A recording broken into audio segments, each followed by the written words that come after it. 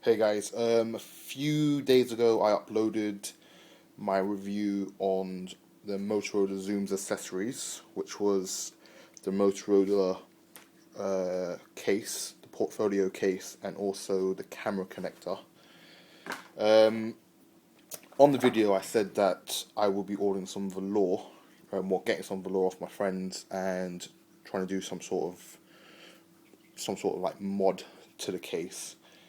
Um, so yeah, if you didn't catch that video, catch it. Pretty in depth. But I've got the Velour off my boy, who used it for his BMW, and we got it off eBay from this place right here. That's modeldisplaycases.co.uk. If you're in America or worldwide, check your eBay. I'm pretty sure you'll find a seller out there that will sell it. It was pretty damn cheap. Got quite a lot of it. I think we've used half of it already, and you can see we've got rolls and rolls of it. It's a very thin velour because he had to use it for his E46 BMW so the tints doesn't scratch. So he had the perfect thickness that I needed. So I was very happy about that. You want to try and get something as thin as possible when you're ordering it. So that's a quick note. But again, we ordered it from this place, modeldisplaycases.co.uk, and it was on eBay. I think he paid about just under £4, including postage, for that. Now you're probably wondering, why did I bother ordering Velour to modify the case? And I'll tell you this right now. If we take a trip back to this actually comes with the packaging. If you saw my unboxing, then you'll know this was actually inside the case and this was inside the box. But in order for you to put your Xoom into the case, you actually have to somewhat slide this part in, and it slides right into the top section here, this panel here. Now a lot of forums have said that because they do that, it scratches this rubberized plastic, and some people even report scratching the metal as well, and this actually chips away, and it's not a good look. I mean, all of that is rubber, and it will chip away and scratch and whatnot, and you'll get marks. So I thought, look, you're going to spend so much money on your tablet, and you're going to buy the official accessories, and Motorola's are known for having lots of accessories with their products, but unfortunately Motorola got it wrong with this case. I mean, I love it to bits because of what it does, and I love that this part here is soft, but the plastic, which is pretty much hard plastic that they put on the insides, that's a no-go area for me, because that's going to scratch the hell out of the metal aluminium on the Xoom, especially when you have that connected up to the first section. In order for you to actually have it standing like that, or at different levels, you have to disconnect these parts here, and every time you disconnect and connect it, it's going to start scratching away at the aluminium. So I thought, look, there's got to be some options out there. A couple of options I saw online were vinyling. Some people actually vinyl the whole backing to the Xoom. They also got the invisible shield, but that is quite expensive, and it does come out very easily, I've been told. And some people just said they couldn't be bothered, so they wanted to scratch, go ahead. As you can see, mine's pretty new, but there isn't any scratches on there at the moment. It's pretty fresh. We even left the manufacturing plastic on there for the time being. So I went ahead and I thought, look, velour or some sort of material on the inside of the plastic will protect it, and Motorola should have done this from get-go, from manufacturing process. Don't know why. So I'm just gonna stop talking now and just show you a couple of the pictures. I'll start with the closing flap, and I'll do it this way.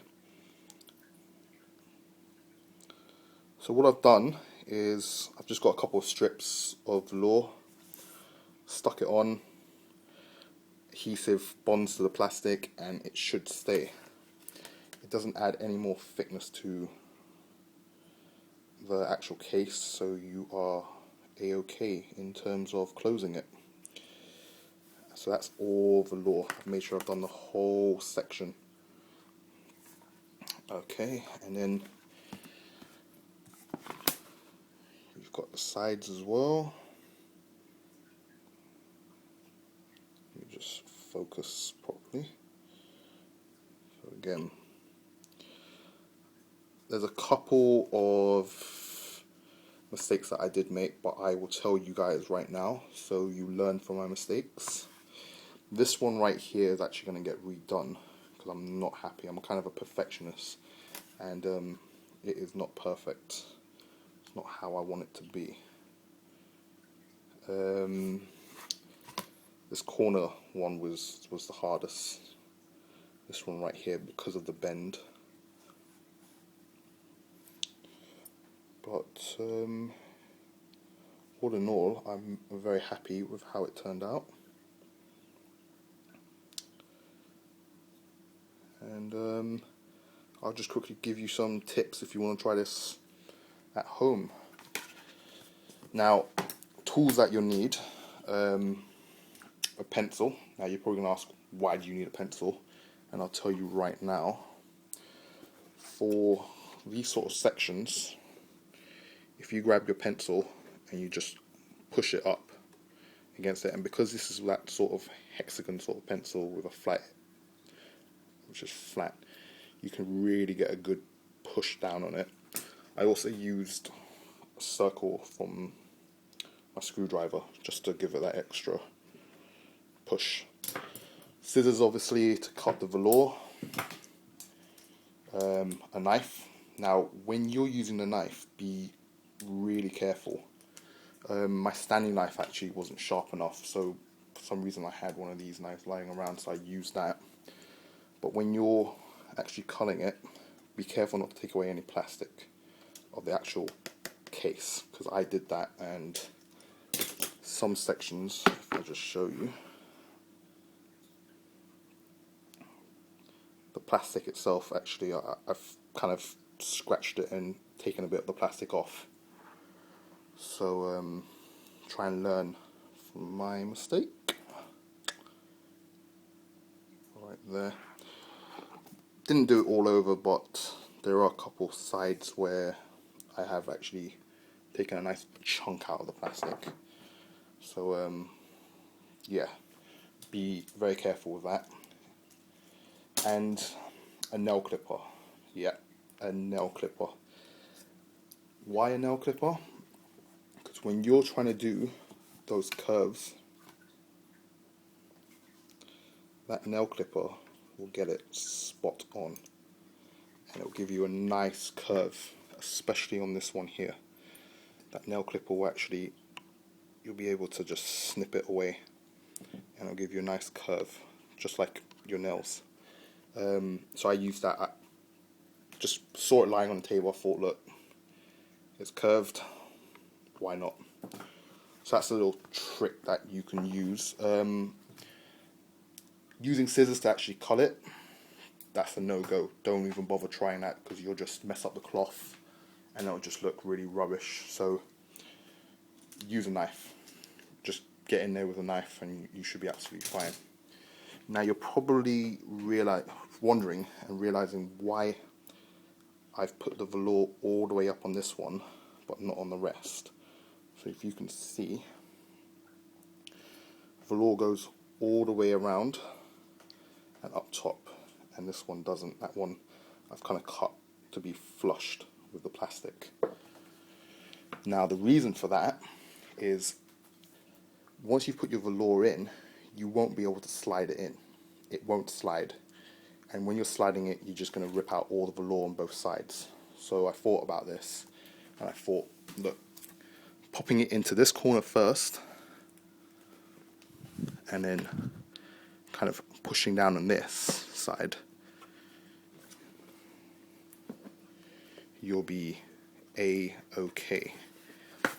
Because this is going to take the weight of it, in terms of when you're pushing down something, something else is going to have to give. So by putting that quite high up, I shouldn't have that issue.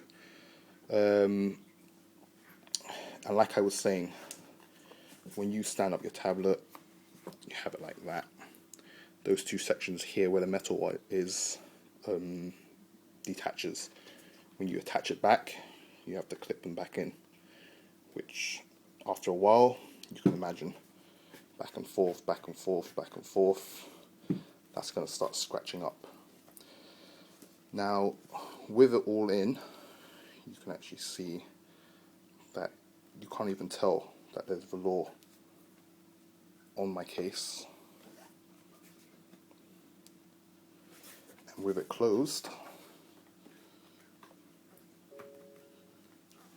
again, you can't really tell. It doesn't really add any sort of weight to it. And saying that those ridges for you to put your tablet at different angles kind of protects the screen anyway and gives it that sort of thickness. You can actually see that.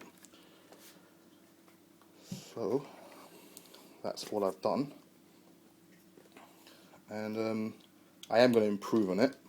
I'm also going to look at different alternatives just in case, because I don't see that lasting very long. After a couple of goes, that will actually start to come out. I've had it on there for about 2 days now. I can already start to see the glue is not holding as well as it should do. So I will probably do a version 2, or maybe use a stronger adhesive, maybe 3M or something. Other than that, if you've got any more questions or comments, let me know down below. That's about it, really. I mean, I could... Oh, one more thing. After sticking it on, don't pop your tablet in there straight away, because all you're going to do is just rip the glue off. Let the glue bond with the plastic.